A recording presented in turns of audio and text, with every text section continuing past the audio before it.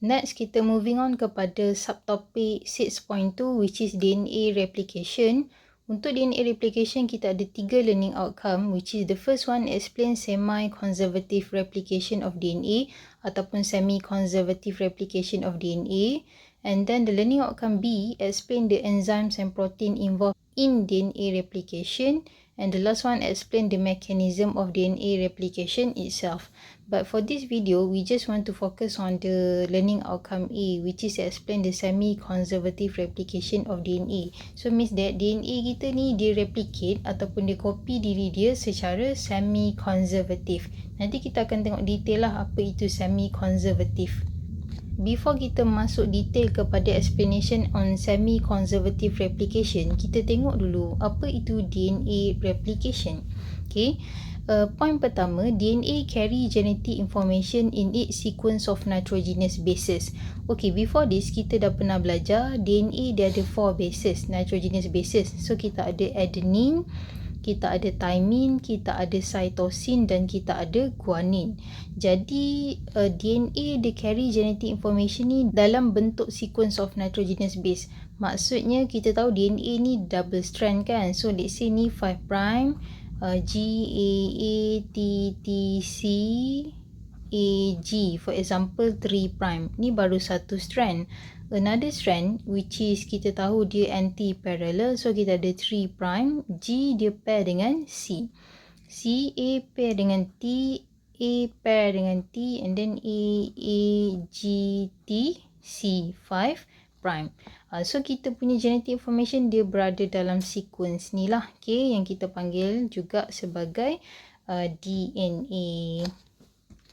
And then DNA replication is the process of producing 2 identical copy of DNA from one original DNA molecule. Okay, maksudnya daripada satu original DNA molecule, kita tahu DNA ni dia adalah double strand. So kalau saya lukis dekat tepi ni, so let's say ni 5 prime, 3 prime, lagi satu strand kita lukis 3 prime, 5 prime.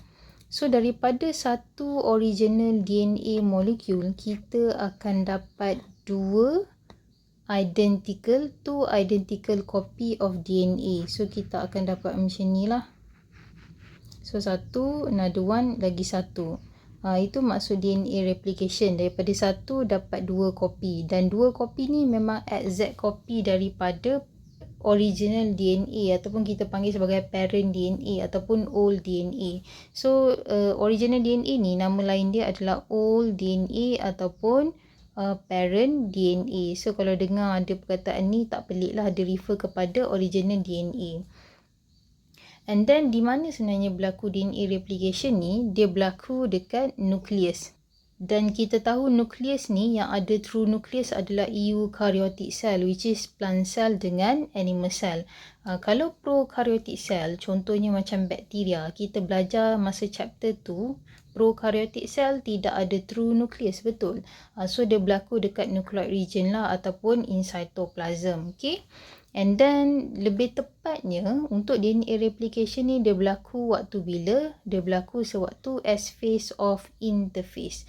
So ingat balik tak chapter 3 cell division, interphase ni dia ada 3, G1, S phase dengan G2 phase.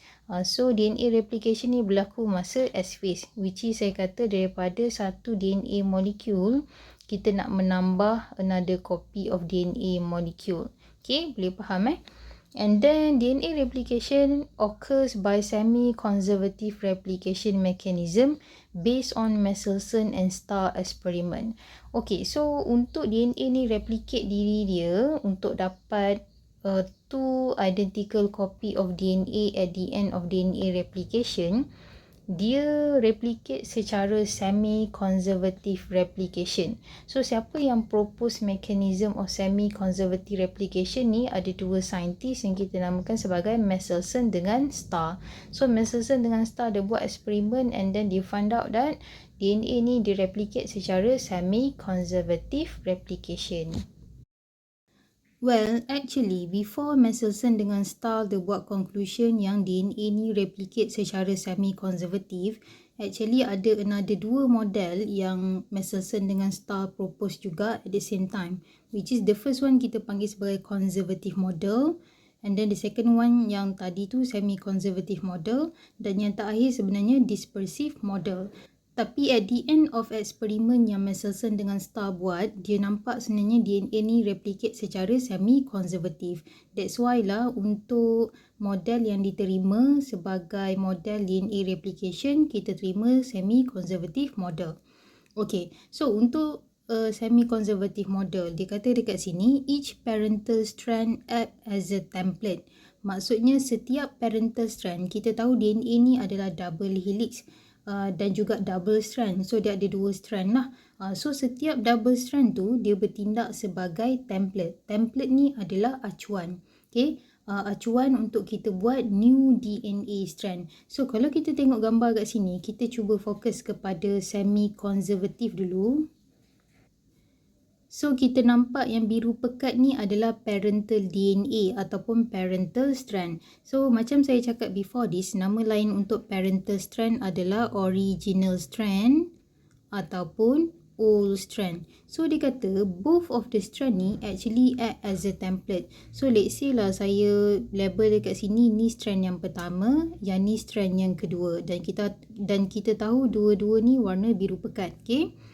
And then, bila kita allow replication of the parental DNA dan kita tahu setiap strand ni bertindak sebagai template, maksudnya acuan, so kita nampak satu parental strand yang warna biru pekat ni pergi belah sini, another parental strand yang biru pekat ni pergi belah sini. So, dengan kata lain, sebelum kita nak menambah new DNA strand pada parental strand tu sendiri dia kena separate. Okay, so dia kena berpisah lah. Sebab apa? Untuk kita replicate DNA ni, dia tak boleh dalam keadaan helix. Okay, sebab enzim yang akan menambah new DNA strand nanti, dia tak boleh nak buat kerja lah menambah kalau dalam keadaan twisted helix. Okay, that's why sebenarnya ada proses yang kita akan belajar lebih detail, which is DNA strand tu sebenarnya kita akan bagi dia lurus dululah.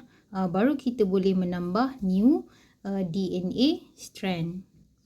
Okey, dekat sini saya tunjuklah dia dah separate parental strand dan kita tahu each parental strand ni act as a template. So satu pergi belah sini, so saya tulis satu lah dekat sini, and then another parental strand dia pergi belah sini lah, so saya tulis 2 nombor dia dekat situ lah. Okay, and then selepas kita dah jadikan parental strand ni sebagai template, apa yang berlaku? Nanti akan ada enzim yang datang pada DNA strand tu, dia akan mula menambah new bases. Okay, apa yang complement dengan parental strand lah. Kalau parental strand dia ada adenine, so dia akan tambah new DNA punya bases T lah pasangan dia. Okay, and then kalau parental strand GC for example, nanti dekat new strand dia akan tambah complementary bases kepada parental strand. So G ni dia pair dengan C, C ni pair dengan G. Itulah apa yang terjadi dekat sini lah. Okay. So at the end of first replication, kita nampak ada parental strand. Ni kalau saya buat lurus lah. Ini lagi satu. So kita nampak juga ada penambahan new strand kepada parental strand tersebut dekat sebelah dia lah. So yang ni saya buat nombor 3 lah. Yang ni saya buat nombor 4 for example. Okay. And then actually at the end of replication, sebenarnya new DNA strand ni yang ada combination dengan parental strand ni, dia akan twisted back. Sebab DNA ni kalau dia tak ada buat proses apa-apa, dia mesti kembali ke dalam keadaan dia punya helix structure. Okay, dia tak boleh dalam keadaan lurus ataupun separate lah. Okay, dia akan going back together and then twisted back. Okay, and then let's say kita allow for second replication. So, bila kita allow for second replication, untuk yang ni tadi, ini dah jadi parental strand. Ini pun dah jadi parental strand. Okay. So, untuk yang warna biru pekat ni, let's say yang ni dia pergi dekat sini, and then yang biru pekat ni pergi belah sini untuk act as a template, acuan.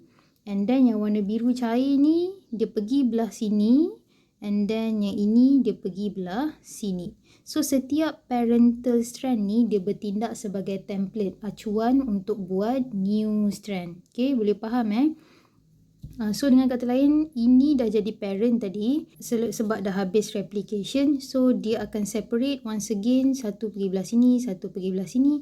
Yang ni pun sama, dia akan separate lah, satu pergi belah sini, satu pergi belah sini.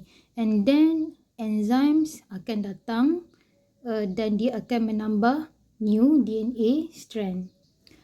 Okay, let's say saya buat dekat sini 5, 6, 7, 8. Okay, so kita nampak macam tu lah. Setiap kali dia nak replicate, dia akan separatekan parental strand and then dia akan tambah new strand. So at the end of replication, kita nampak ada combination of parental strand dan juga new strand. Okay, ni kita panggil new DNA molecule ataupun daughter DNA molecule. Okay, so itu yang Michelson dengan staff nampak bila dia buat eksperimen berkaitan dengan DNA replication. Nanti kita akan fokus lebih kepada eksperimen yang dia buat. Apa yang dia guna sampai dia nampak pattern itu yang terjadi pada DNA replication. And then untuk conservative model dengan dispersive model, kita akan explain lebih selepas ni. Walaupun actually kita tak perlu fokus sangat pada dalam syllabus untuk yang ni, tapi still saya rasa saya kena explain sikit lah. Okay, kita tengok model DNA replication yang pertama yang dipropose oleh Michelson and Stahl, tapi at the end kita tolak model ni. So nama model ni adalah conservative model.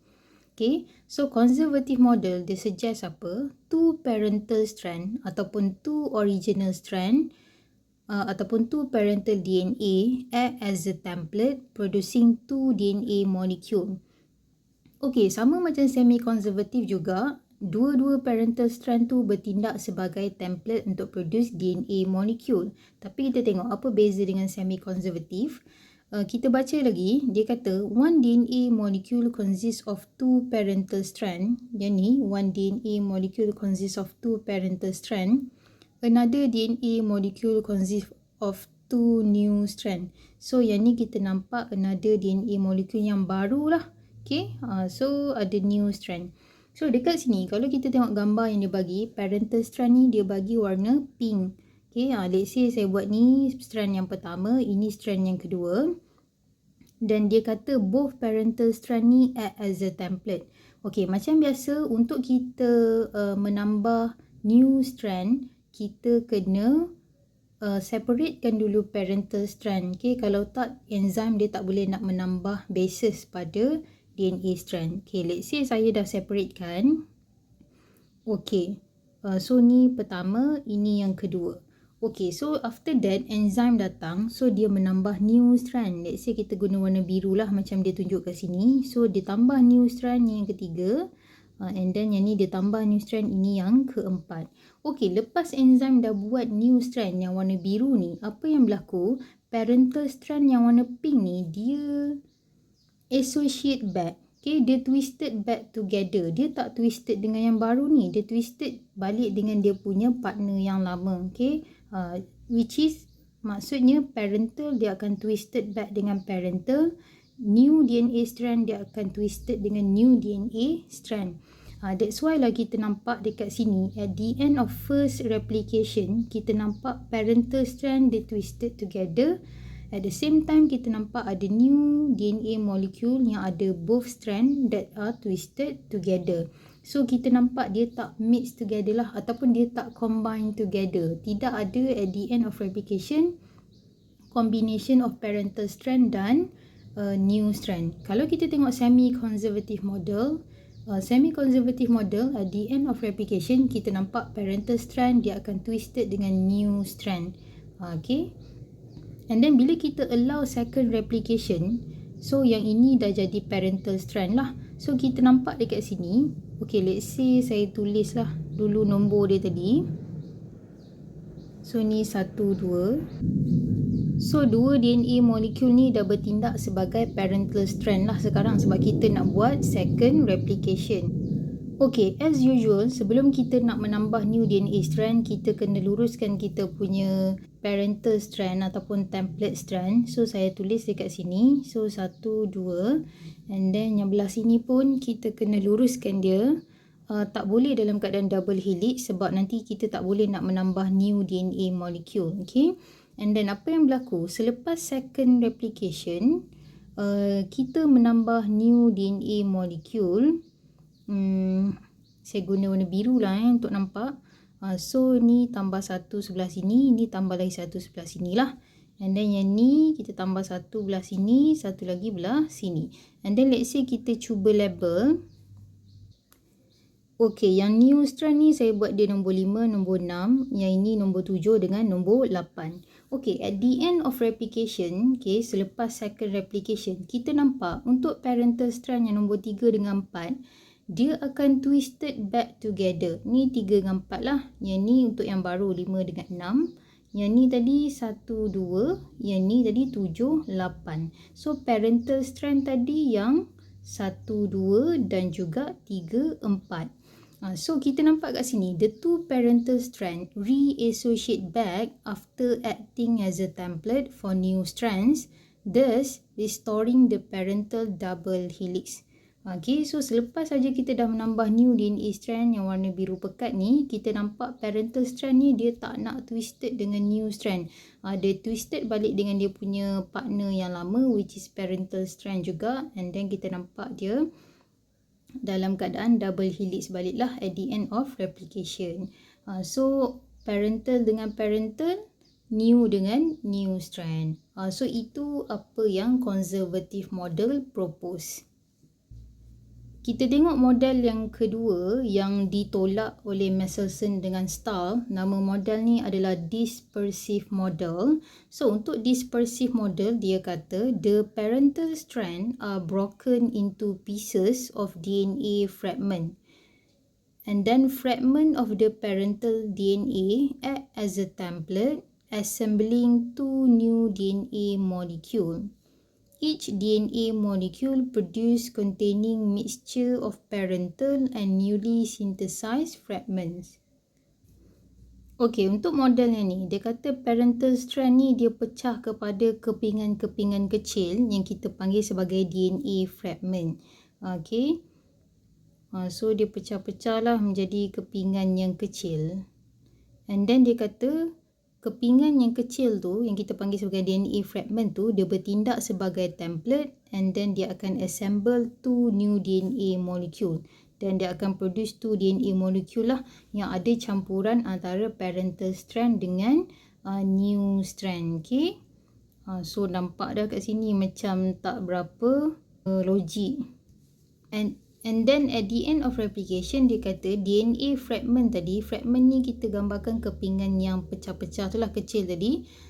Parental fragment tadi dia bergabung dengan new fragment of DNA. So kita nampak ada mixture lah of parental fragment dengan newly synthesized fragment. So kita tak boleh nak kata parental strand dengan newly synthesized strand sebab sekarang ni dia ada gabungan, okay? Mixture dalam satu strand tu ada mixture of parental dan juga newly.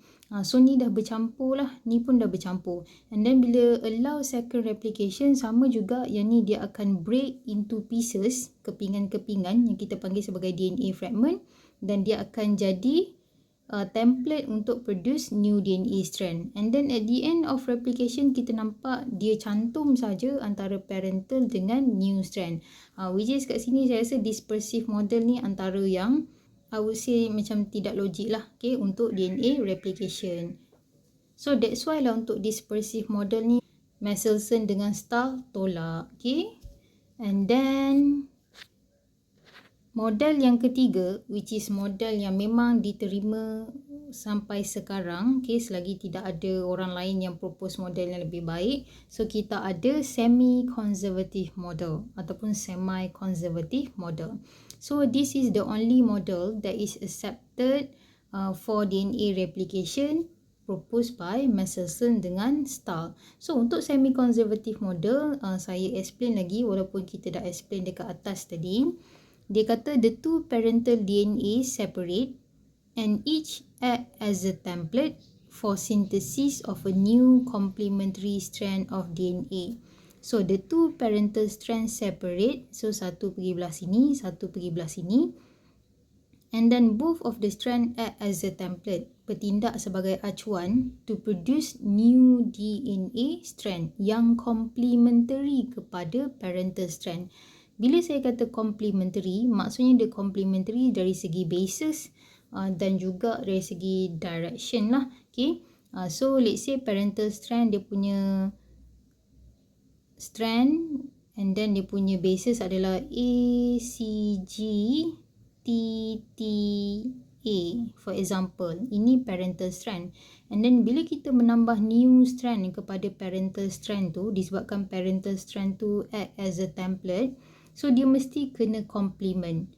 So yang ni 3 prime. So A dia pair dengan T, C pair dengan G, G pair dengan C dan seterusnya lah.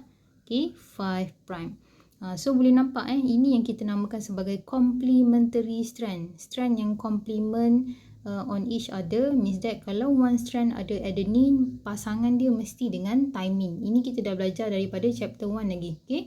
And then kalau dia punya basis cytosine, so dia punya pairing adalah guanine. Okay, so ini adalah nitrogenous base pair. Okay, tak boleh bertukar lah. Ini DNA so tidak melibatkan uracil lah dekat sini. And then dia kata the two new DNA molecules each consist of one parental strand and one newly synthesized strand. So kita nampak new DNA molecule yang terhasil daripada first replication ada combination daripada parental strand dan juga new strand. Dia bukan mixture of. Okay, mixture of tadi dispersive model. Dia bercampur-campur dalam satu strand. Okay, tapi yang ni tidak. Satu strand ni memang penuh daripada parental strand. Another new strand adalah memang new strand. Tidak ada campuran dalam strand yang sama antara parent dan juga new strand. Okay.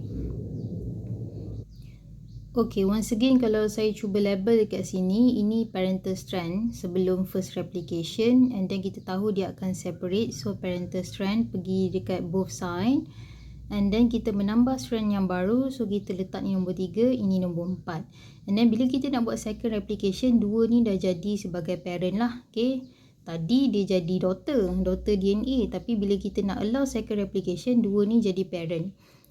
Dan kita tahu dia akan separate dekat sini. So nombor 3 pergi belah sini. And then yang warna biru ni nombor 4 pergi belah sini. And then yang warna pink awal-awal tadi 1 pergi belah sini. Yang nombor 2 ni pergi belah sini. And then kita menambah DNA molekul yang baru. So let's say kat sini saya buat nombor 4. And yang baru ni nombor 5. And then yang baru nombor 6. And then yang baru ni nombor 7. So kita nampak setiap DNA molekul ni ada combination of parental strand yang warna biru nombor 3 ni dan juga new strand yang nombor 4. Sama juga dengan ni, yang parent tadi nombor 1, yang new strand nombor 5. And then yang ni parental nombor 2, new strand dia nombor 6. And then yang ni parental dia tadi nombor 4, new strand dia nombor 7. So the new DNA molecule yang terhasil consists of parental strand dan newly synthesized strand. Matriculation and Stahl are two scientists who carry out the experiment that test 3 models of DNA replication. So we know that we have conservative model, dispersive model dan juga semi-conservative model. All the models were tested by labeling the DNA of bacteria across generation using isotope of nitrogen. So maksudnya Matriculation dengan Stahl ni dia guna DNA daripada bakteria which is E. coli and then dia guna isotope of nitrogen. So nitrogen ni ada dua jenis yang dia guna. Satu yang heavy tu adalah N15. Dan lagi satu yang sedikit ringan kita panggil N14. N15 dengan N14 yang Matriculation and Stahl guna dalam eksperimen ni dia bersifat non-radioaktif lah. Okay? So dia akan guna nitrogen ni untuk label DNA of bacteria. Selain daripada nitrogen ni digunakan untuk label DNA of bacteria, nitrogen ni juga sebagai sources untuk bakteria tu menambah DNA molekul. Sebab apa? Sebab kita belajar tadi, bila kita nak tambah new strand of DNA, actually kita menambah nitrogenous bases. Bases yang complement kepada bases yang template tu lah.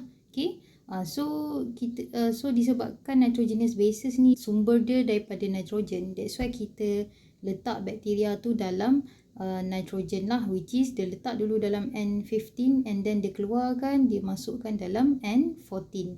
Nanti kita tengoklah apa yang terjadi, okay? And then from the pattern of DNA labeling, they saw Matheson and Starr confirmed that DNA is replicated semi-conservatively. So conservative dengan dispersive model are eliminated. Okay, yang ni just extra info apa yang Matheson dengan Starr buat pada tahun 1950. So mula-mula Matheson and Starr dia letak E. coli tu dalam satu medium. Medium ni dalam satu bekas lah, okay? Bekas yang ada nutrien untuk bakteria tu grow dan juga menambah DNA molecule. So mula-mula dia letak dalam medium yang ada nitrogen 15, okay? N15. Dan kita tahu N15 ni dia lagi berat daripada N14. Okay, after dia letak dalam ni, bakteria tu dah grow dalam medium N15, dia keluarkan bakteria tersebut, dia masukkan dalam N14 pula, medium yang ada N14 nitrogen. And then bila dia letak dekat sini, N14 ni dia membenarkan bakteria tu untuk buat replication untuk first, second dan third generation. And then dia extract DNA daripada bakteria sel tersebut and then dia buat proses yang ni. Last kali yang kita nak tengok sebenarnya yang dekat sini lah, apa band ataupun line yang dihasilkan dekat tube ni. Okay, proses yang details ni tak perlulah kamu tahu. Yang kamu perlu tahu, kita letak dulu E. coli tu dekat N15 and then kita keluarkan daripada N15, kita masuk dalam N14. And then kita allow untuk 1, second dengan third generation untuk replicate, okay? So dia kata dekat sini, bacteria E. coli grown in a heavy medium N15. These bacteria cells use N15 to synthesize DNA bases. Okay, kenapa dia guna nitrogen dekat sini? Sebab kita tahu DNA ni dia contain a large amount of nitrogen, terutamanya bila kita nak menambah bases.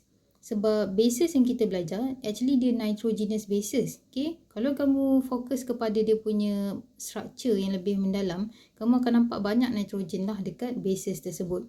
Dan untuk DNA, kita tahu bases yang kita ada 4, adenine, thymine, cytosine dan guanine. Okay? And then bakteria tu dia akan guna N15 tu sebagai dia punya source untuk synthesize DNA bases.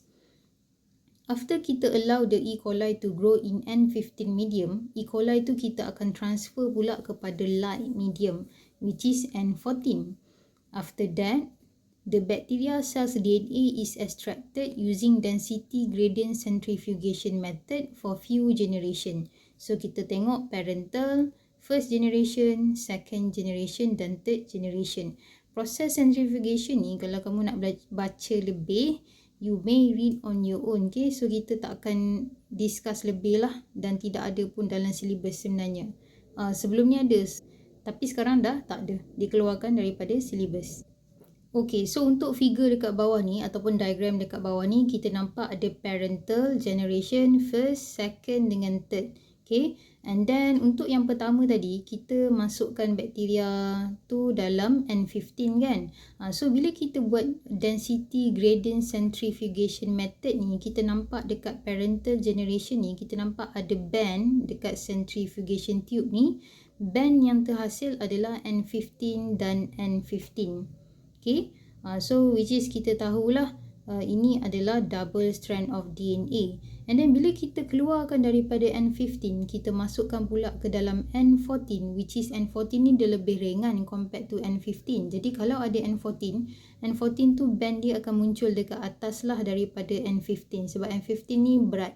Okay, so bila first generation, kita nampak ataupun kita boleh kata bila after first replication, kita nampak apa yang berlaku. Bila kita buat density gradient centrifugation method, kita nampak ada band baru yang terhasil. Dan band baru yang terhasil tu, dia ringan sikit compared to band N15 ni. Dan band baru yang terhasil tu, dia adalah combination daripada N15 dan juga N14. Okay? And then bila kita allow lagi second replication untuk dapat second generation, kita nampak ada dua band yang terhasil. Pertama tadi N15 dengan N14 daripada first replication. Yang kedua kita nampak band yang baru which is N14 sahaja. Dan N14 ni, for your information, dia lebih ringan daripada N15 N14 combination dan N15 N15 combination.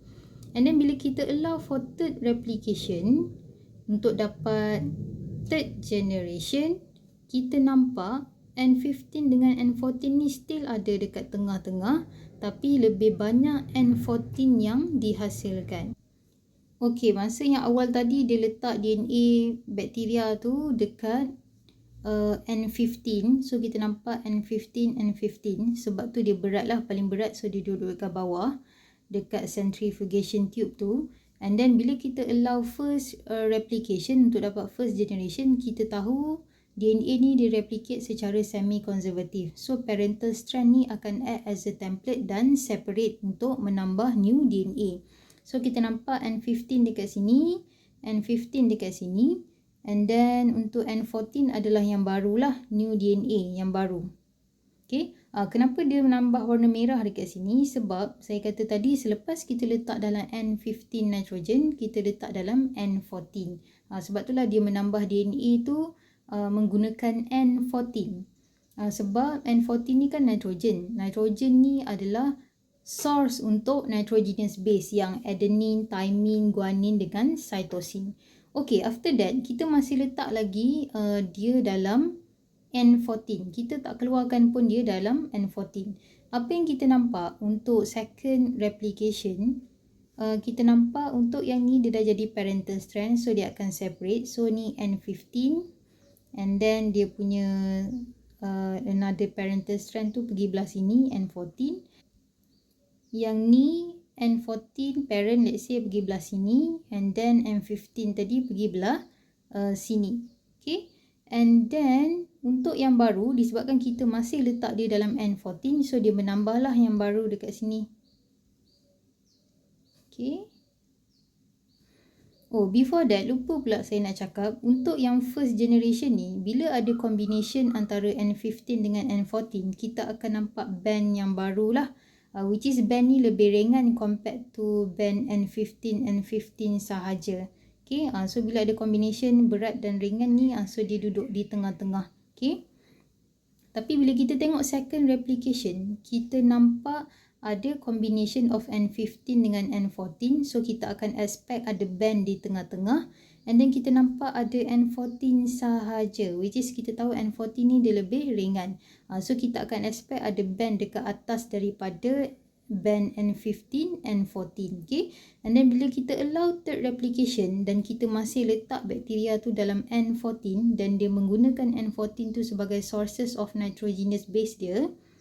So apa yang kita nampak, N15 dengan N14 ni masih ada.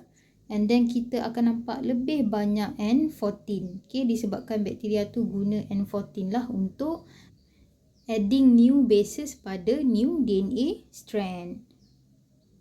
So conclusion daripada eksperimen, kita dapat tahu DNA replication dia replicate secara semi-conservative. Dia guna dua parental strand as a template, and then dia adding new DNA strand pada parental strand.